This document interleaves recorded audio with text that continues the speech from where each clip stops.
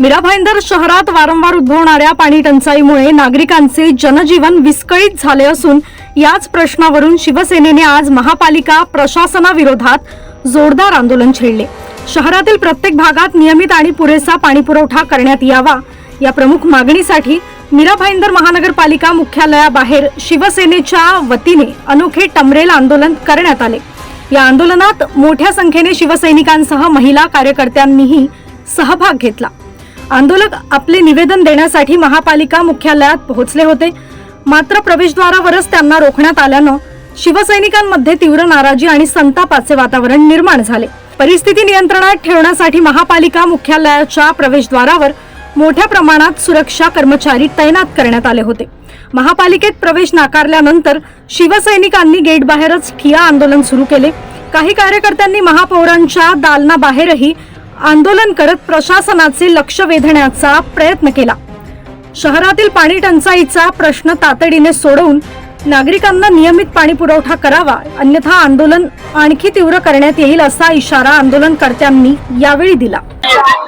आमदार आहेत तेही सांगतात पाणी देते, पण ज्यांनी पैसा आणला ज्यांनी सगळ्या गोष्टी आला ते मीरा भाईंदरमध्ये 100 MLD पाणी कमी येते, जे आहे ते पाणी त्यांच्यापर्यंत पोहोचत नाहीये आणि ज्या टेक्निकल प्रॉब्लेम आहेत किती ठिकाणी पाईपलाईन खराब आहे ते बघायचं कोणी सत्ताधाऱ्यांनी आणि प्रशासन झोपलेलं आहे, म्हणून आज आम्हाला हा मोर्चा आयोजित करायला लागला आहे।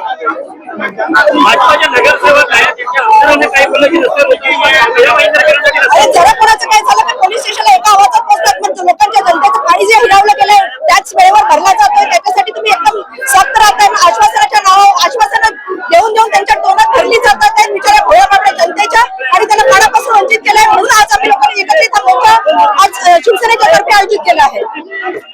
जनतेच्या प्रश्नासाठी पोलीस प्रशासन अडवतंय, गेटच्या आतमध्ये येऊन देतंय, काय नेमकं बघा ही दादागिरी बघा तुम्ही।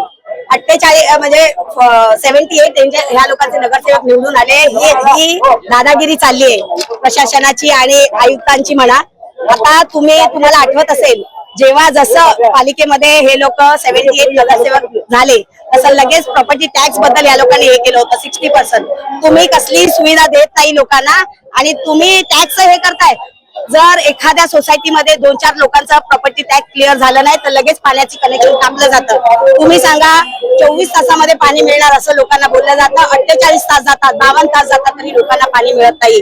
पाण्याचा दाब एवढा कमी असतो, लोकांना टँकर मागवावे लागतात।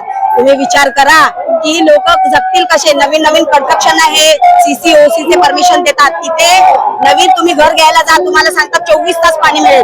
आता तुम्ही मला सगळा सर्वसामान्य माणसांनी जायचं कुठे, काय करायचं हे आता असं नुसतं आम्ही हे ट्रेलर आहे, पिक्चर अभी बाकी आहे।